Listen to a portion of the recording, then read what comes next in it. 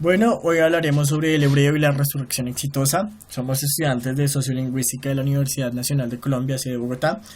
Nuestro grupo está conformado por Carlos Hernández, Lila Piñeros y Lorena Ruiz. Nosotros hemos dividido la exposición en tres grandes partes. Una es el hebreo antiguo y la muerte del hebreo.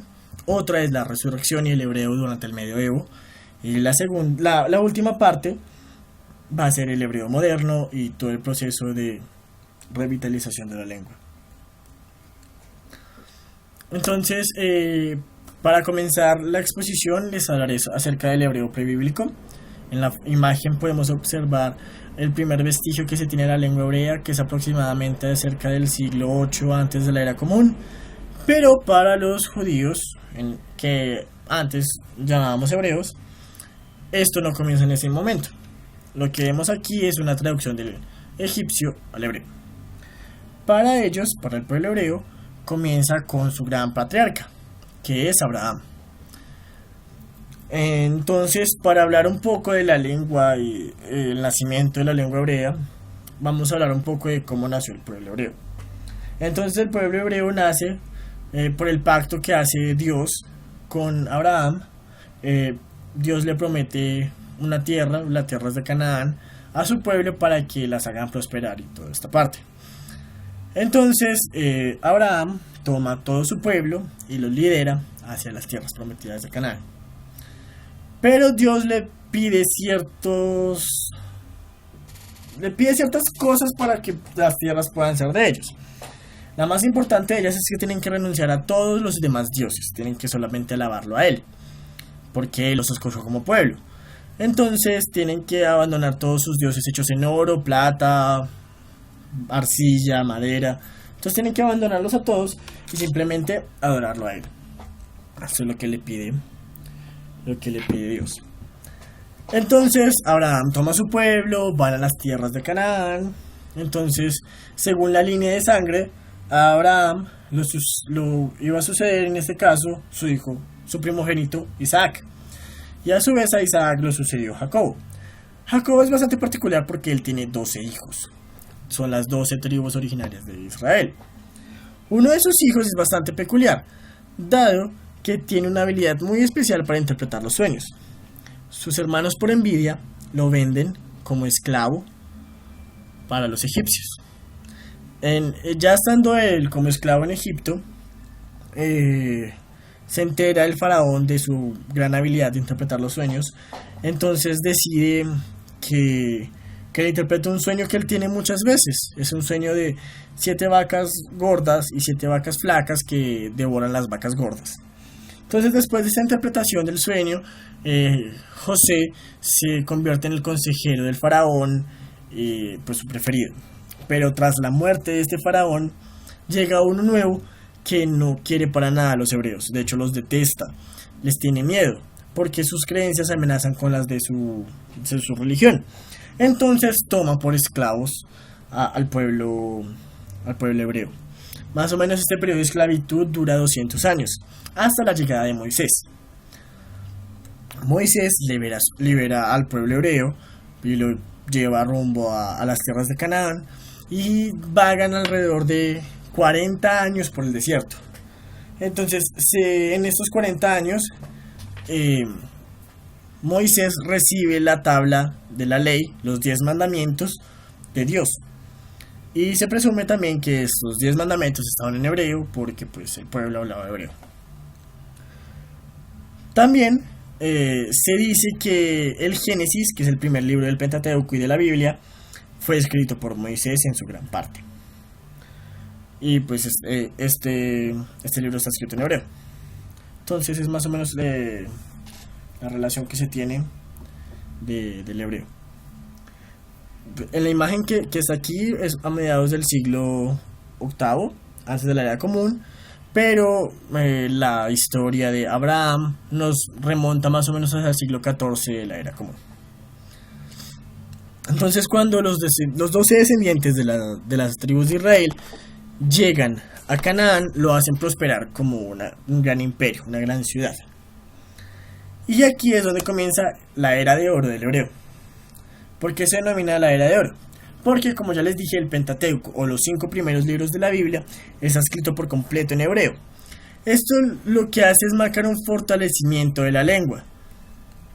El pueblo hebreo regresa a la tierra prometida por Dios y crea la ciudad de Jerusalén como su capital.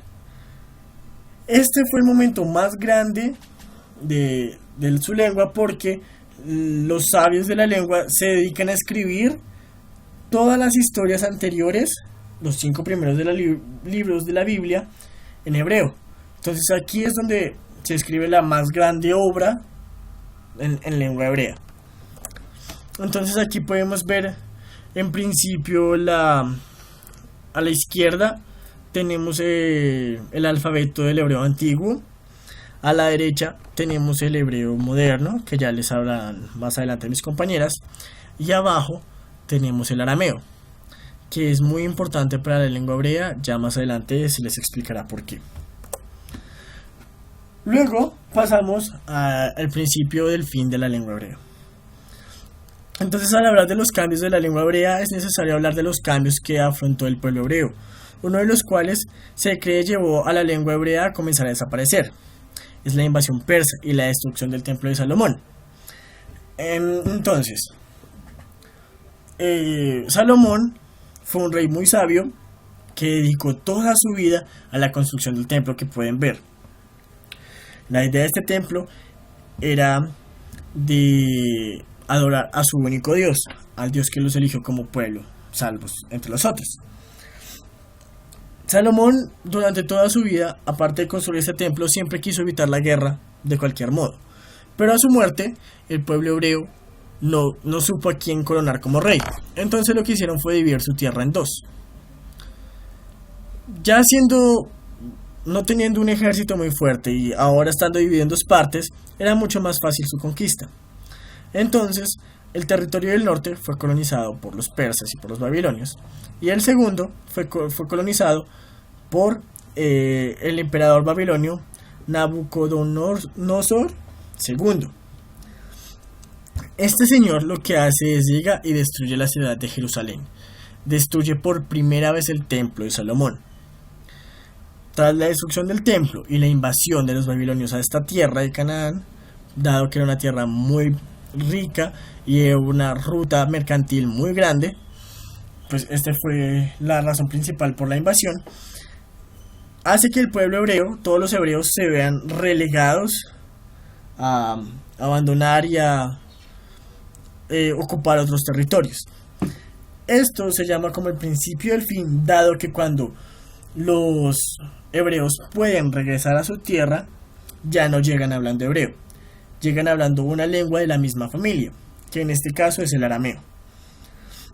Entonces aquí presentamos el primer caso de diglosia, aunque es algo bastante particular, porque siendo el hebreo la lengua de más prestigio y la lengua con más características sagradas, es la lengua que se deja de hablar y se comienza a hablar arameo, qué pena. Entonces, el hebreo, aún siendo la lengua con más prestigio, es la lengua que se ve relegada simple a algunos casos, como la religión. Y en los contextos cotidianos se empieza a hablar arameo. Entonces, esta es la primera diglosia que presentamos y la primera característica, el primer vestigio que presentamos de por qué se dejó de hablar. De por qué se dejó hablar el hebreo. Entonces, cuando los hebreos volvieron a su tierra, ya no se llamaban así hebreos, sino como el mismo pueblo que ahora conocemos, el pueblo judío. Esto fue así durante bastantes años, pero pues como las tierras eran bastante apetecidas, siempre fue en guerra. Entonces, en principio, ya fue un ataque por parte de los griegos a comando de Alejandro Magno. Y la segunda, que fue por el Imperio Romano, que adjuntó a Canaán en parte de su dominio. Entonces, el pueblo judío pues fue un pueblo esclavo de nuevo, pero no era un pueblo violento, no tenía razones para hacerlo. Pero tiempo después, los judíos decidieron hacer una revuelta. Entonces el emperador Tito, que podemos verlo abajo, envió a sus tropas a incendiar, a destruir Jerusalén. Tito quemó por segunda vez era destruido el templo de Salomón. Entonces los judíos se vieron de nuevo relegados a salir de este lugar y a buscar otros territorios para, para habitar. Entonces el templo era destruido por segunda vez, todas sus creencias eran dispersadas y todo el pueblo se vio relegado a buscar otros lugares para habitar. Entonces, pues no tenían un territorio, entonces los hebreos comienzan a emigrar a otras partes. Entonces tenemos que llegaron muchos hebreos a España, que eran llamados sefaraditas, pero en su momento los reyes católicos de España y Portugal los sacaron porque también amenazaban sus creencias. Entonces, muchos de ellos llegaron a Estados Unidos, que hoy es la colonia más grande. Hoy encontramos en Estados Unidos la colonia más grande de judíos, y muchos de ellos también llegaron a Argentina. También se encontraban colonias judías en Francia y en Alemania, y la colonia que habitó Alemania, la colonia de judíos que estuvo en Alemania es bastante importante. Ya mis compañeros explicarán por qué, pues dado que del alemán y la lengua hebrea nace una nueva lengua.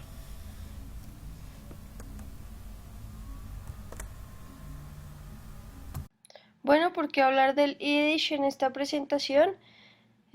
Básicamente porque hay un, hay un pedazo en la línea del tiempo del hebreo en que no hay nada.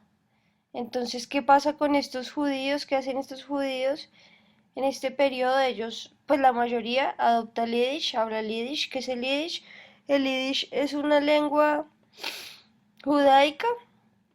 Es una lengua que adoptan los judíos cuando llegan a Alemania. Es una mezcla de el alemán con elementos del hebreo y el hebreo y el arameo.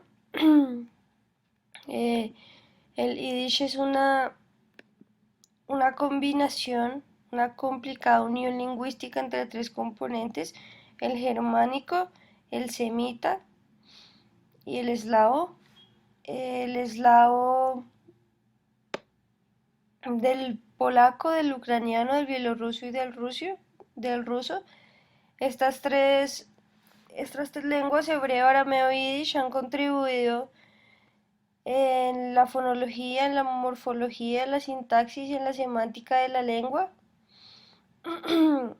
Esta civilización que habló el Yiddish se la llamó Askenaz, un término que significaba Alemania, pero que pasó a utilizarse para aludir a todas las tierras colindantes a las ocupadas por los askenazíes y finalmente a toda su cultura. Eh, las tres lenguas semíticas instaladas en el centro de Europa, la única vernácula era el Yiddish, aunque las tres lenguas se utilizaban por escrito. El Yiddish se empleó en un principio para las obras laicas y correspondencia privada, el hebreo para correspondencia comunitaria y los comentarios bíblicos, y el arameo más culto para para los tratados legales y la cábala. A lo largo de su historia, los hablantes de Yiddish han retenido altos niveles de bilingüismo usando el alfabeto arameo para la escritura, aunque con normas propias ortográficas. En el Yiddish podemos encontrar cuatro periodos: el primitivo hasta 1250 y es evidenciado por glosas marginales; el antiguo Yiddish de 1250 a 1500. En este periodo los askenazis se esparcieron por los territorios eslavos, actual Polonia, Ucrania, Bielorrusia, Rusia y Lituania, y su lengua adoptó elementos eslavos. Por último, el Yiddish medio, desde 1700. Estos grupos se mueven hacia el este y vive un resurgimiento, ya que artistas, socialistas y propagandistas religiosos empiezan a usar el Yiddish en vez del hebreo o del alemán o del eslavo. Y el Yiddish moderno de 1700, desde 1700, en 1800 en una conferencia celebrada en Ucrania, el Yiddish fue aceptado como lengua nacional del pueblo judío, y desde ahí empieza a florecer en la literatura, en el teatro, en la prensa, siendo la lengua pues, de educación de estos judíos. Sin embargo, el holocausto de 6 millones de judíos en la Segunda Guerra Mundial provoca esta dispersión y que la gente empiece, pues que estos judíos empiecen a adoptar la lengua del lugar donde viven, ya sea Rusia, ya sea Estados Unidos, ya sea el hebreo en israelí. Hubo un intento de construir un lugar judío dentro de Rusia en una especie de comunidad autónoma situada en el extremo oriente de Siberia, pero el experimento no tuvo éxito. Actualmente se calculan que hablan yiddish entre 1 y 3 millones de judíos. Estos judíos mantenidos en comunidades ortodoxas donde se usa entre los miembros de la misma como lengua del grupo, y el hebreo se reserva para la religión y la lengua coterritorial para el contacto con los de afuera. En 1995, el Consejo de Europa aportó una resolución por la que se garantizaba el apoyo a la lengua y cultura del Yiddish. El Yiddish continúa siendo cultivado como lengua vernácula natural entre muchos grupos de judíos Harsidi o ultraortodoxos, encargados de conservar el Askenazi como una civilización en toda su integridad.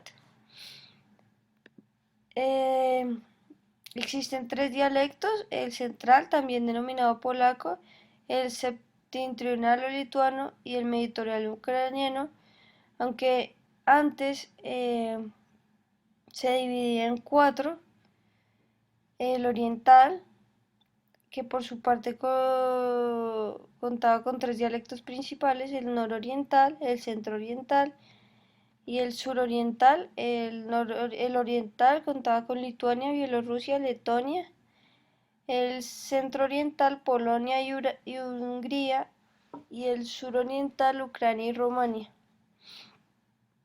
Eh, bueno, aquí podemos observar un mapa donde se encuentran el occidental, el central, el septentrional y el nororiental. El alemán ha contribuido también a la normalización del Yiddish, especialmente por aquellos que contemplan el Yiddish como una corrupción del alemán. Bueno, la escritura, el sistema de escritura Yiddish es el histórico alfabeto judío-hebreo. Este alfabeto contaba únicamente con consonantes. Desde sus primeros estadios, el Yiddish recicló letras ya en desuso.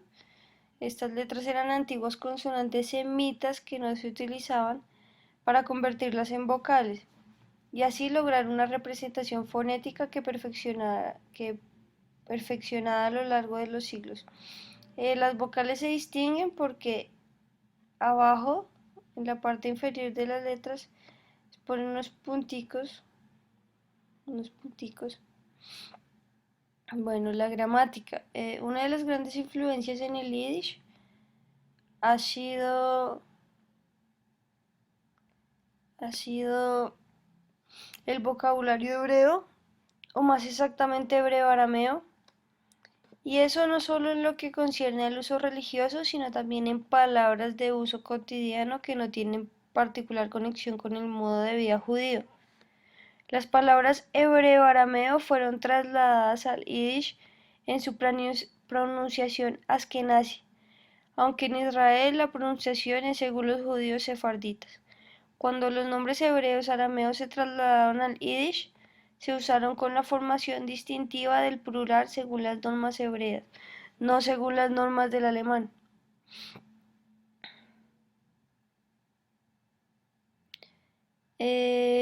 Bueno, las lenguas eslavas también influenciaron el Yiddish. Eh, Lo influenciaron de manera léxica, morfológica, fonológica y sintácticas. Y muchas palabras de uso cotidiano son eslavas, son de origen eslavo. Eh, eh, eh. Bueno, algunas particularidades del hebreo. Pues el primero es que hay que tener en cuenta que pues esta empresa de resurrección es bastante increíble. Primero por la cantidad de tiempo en el que el hebreo se había dejado de utilizar como lengua hablada. Y segundo porque es una resurrección desde una lengua escrita a una lengua hablada, ya que estos fenómenos suelen ser a la inversa, de una lengua oral a una escrita, como pasa aquí en Colombia en los indígenas, que ellos la hablan y posteriormente pasa a ser un alfabeto. Con el hebreo fue a la inversa, hay la palabra escrita y se transforma en una lengua hablada. Bueno, también hay que tener en cuenta que no es solo de una lengua, sino de un grupo de lenguas, ya que el hebreo bíblico es diferente al hebreo medieval o al arameo o al hebreo mígnico que se habló después del hebreo bíblico.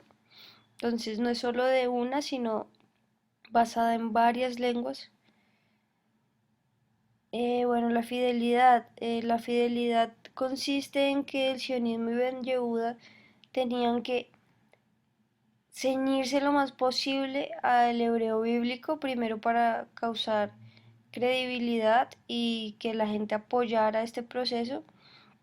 Entonces ellos tuvieron que conservar todos los procesos de formación de palabras y rechazar en la mayor medida posible, rechazar los préstamos o si se veían obligados a usarlos, hebraizarlos. Bueno, la pronunciación del hebreo israelí es oficialmente safardí, pero en la práctica es askenazi. ¿Qué quiere decir esto? Que estos estudiosos del hebreo deciden o se aseguran o descubren que el hebreo bíblico se pronunciaba como los pronuncias los safardí, pero en la práctica no es así, ya que los safardís tienen unas consonantes glotales que se pronuncian en la laringe y en la faringe, que ya no en la práctica real ya no se hace. Bueno, la expresión de la afectividad, el hebreo no tiene diminutivos, ya sea porque la Biblia, por ser un texto literal, es muy plana o por ser bíblica, entonces el hebreo se ha visto obligado a extraer varios prefijos o sufijos para denotar los diminutivos en la lengua hebrea. La expresión de la identidad por la acentuación de palabras es un caso bastante curioso, ya que el hebreo eh, utiliza la acentuación hebraica, que es tónica en la penúltima sílaba, para referirse a cosas no, no arraigadas a la cultura hebraica y a acentuar a la Yiddish en la última sílaba para decir cosas que son propias propias de la cultura hebrea. Eh, bueno, esas son básicamente las particularidades. Hay otras, pues existen muchos otros ejemplos, pero pues básicamente voy a mencionar estos. Bueno, ahora voy a pasar a dos fenómenos del hebreo. Uno es la diglosia. El autor nos propone que el hebreo tiene pues una variedad alta que sería la escrita y una variedad escrita o bíblica y una variedad baja que sería la hablada. Pero también nos propone que los judíos que hablan el hebreo hace 40 años no es el hebreo que se habla hoy. Entonces nos propone que también ahora se habla de un argot del hebreo. Otro fenómeno es la anglofonía. Hay muchos anglicismos que están insertándose en el hebreo israelí moderno y él lo pues propone dos hipótesis por lo que esto se ha venido presentando. Uno es por la ayuda que Estados Unidos presta a Israel y por ser sus aliados en guerras. Y lo otro es por la inmersión de los medios y de toda la tecnología que se presenta en el idioma inglés. Este fenómeno es de gran discusión ya que básicamente atrofia pues la tarea que se venía haciendo de rechazar todos los préstamos, ya que la gente prefiere decir micrófono en vez de usar la palabra que se había formado por las raíces en el hebreo. Entonces, básicamente es eso, y el hebreo moderno, el alfabeto tiene 22 consonantes, 6 vocales. Bueno, el proceso de resurrección de la lengua hebrea. Para hablar del proceso de resurrección de la lengua hebrea es indispensable hablar de dos personajes que fueron fundamentales en este desarrollo, que fue Eliezer Ben Yehuda, quien es considerado el padre del hebreo moderno, y Theodor Herzl, quien fue el fundador del sionismo y es considerado el padre de la patria judía. Bueno, Theodor Herzl nació en Budapest en 1860, estudió periodismo y en 1891 se trasladó a vivir a Francia, donde trabajó en París como corresponsal de un periódico de Viena. En 1894 cubrió el afamado caso Dreyfus, que fue un caso donde un militar fue condenado simplemente por el hecho de ser judío. A raíz de este caso, Theodor Herzl se da cuenta del antisemitismo creciente y en 1896 escribe el libro El Estado judío, ensayo de una solución moderna de la cuestión judía. En este libro él da las bases para construir un Estado judío independiente, ya que él pide que el pueblo judío no sea visto como una religión, el judaísmo no sea visto como una religión, sino como un pueblo, y como tal deben tener su propio Estado. Es aquí en este libro donde él propone que la lengua que se hable en ese estado sea la lengua hebrea, aunque él sabe que este es una meta casi imposible de alcanzar, porque en ese momento la lengua hebrea era una lengua litúrgica y se consideraba muerta. Bueno, en 1897 crea el sionismo. El sionismo en ese momento era un movimiento político que se fundamentaba en la aspiración de los judíos para recobrar la patria de Israel. Eh, el término judío deriva de la palabra Sion, uno de los nombres bíblicos de Jerusalén. Bueno, paralelamente a todos los esfuerzos que hacía Teodoro Herzl, se encontraba Eliezer Ben Yehuda, quien, como les decía, es considerado el padre del hebreo moderno.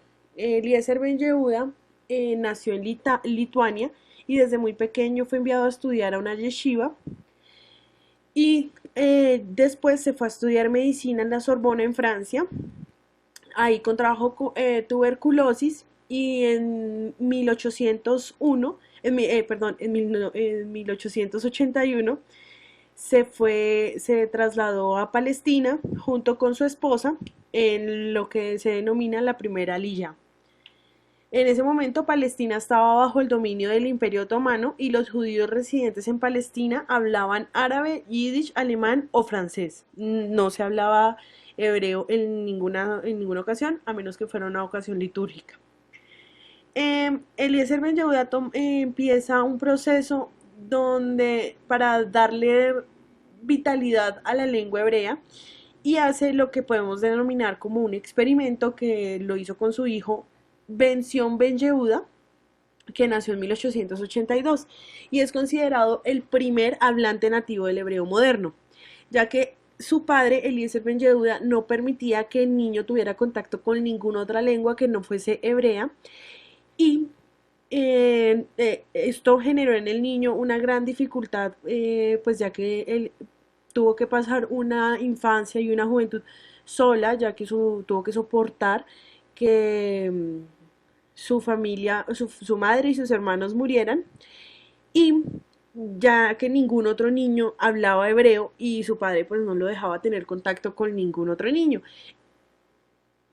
Bueno, ya a los 19 años él viaja, se cambia nombre a Itamar Benaví y viaja a Europa donde aprende francés y alemán y retoma los trabajos de su padre y fue un gran activista del sionismo.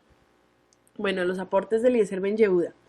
En 1884, Eliezer Ben Yehuda funda el periódico Hatzbi, que traduce más o menos siervo del hebreo, y este es el primer periódico creado íntegramente en hebreo, y este sirve de trampolín para que Eliezer Ben Yehuda vaya publicando las palabras que va inventando, que va creando.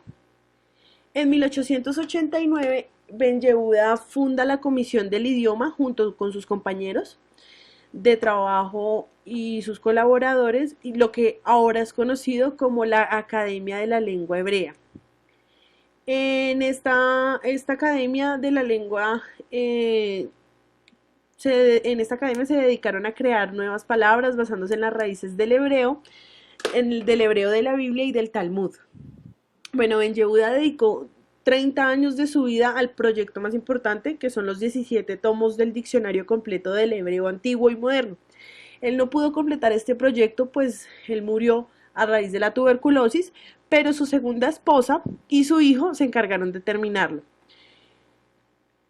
Bueno, para crear palabras, en la academia Eliezer Ben Yehuda y sus colaboradores tomaban las raíces de las lenguas genéticamente emparentadas, es decir, el arameo o el árabe. Bueno, los detractores de la resurrección. En 1913 comenzó lo que se llamó la Guerra de los Idiomas. En este año comenzó la disputa para enseñar hebreo en el Tecnión. Era la primera institución académica de Israel, lo que contribuyó al florecimiento de la lengua hebrea en Israel. Cabe resaltar que esto se dio casi contra la lengua alemana, ya que se pretendía instaurar la enseñanza académica en alemán, y después de la Primera Guerra Mundial, el alemán perdió su prestigio, lo cual hizo que el hebreo resurgiera con mucho más fuerza. En el siglo XX, la comunidad judía de Europa del Este estaba dividida en términos idiomáticos. A favor estaban los movimientos juveniles sionistas, quienes eran los que estaban más interesados en revivir el hebreo, y en contra estaban los bundistas. El Bund es el partido obrero socialdemócrata judío de Rusia, Lituania y Polonia. Ellos decían que el hebreo no se debía resucitar, que para eso existía el Yiddish, que era una lengua corriente, y que el hebreo, al ser litúrgica, no debía ensuciarse con el uso diario. Bueno, algo que fue fundamental para la resurrección del hebreo fue la creación del Estado judío, lo cual se dio el 14 de mayo de 1948, donde se declara independiente, y es aquí en el decreto de independencia donde se establece que la lengua nacional será la lengua hebrea. Bueno, la lengua hebrea se escribe de derecha a izquierda con un alfabeto de 22 letras. Originalmente denotaban solo consonantes, pero la W, la Y y la H también se usan para presentar ciertas vocales largas o vocales al final de la palabra. Digamos que actualmente el hebreo tiene tal importancia que más de 6 millones de personas hablan hebreo y culturalmente se puede encontrar cualquier tipo de texto en hebreo. Se pueden encontrar cuentos para niños, libros de historia, de ciencias, de química, de física, absolutamente todo en hebreo. Y también se puede encontrar todo tipo de películas, de música, de todos los géneros. Es decir, el hebreo resucitó de la mejor manera y actualmente es una lengua viva en todo su esplendor.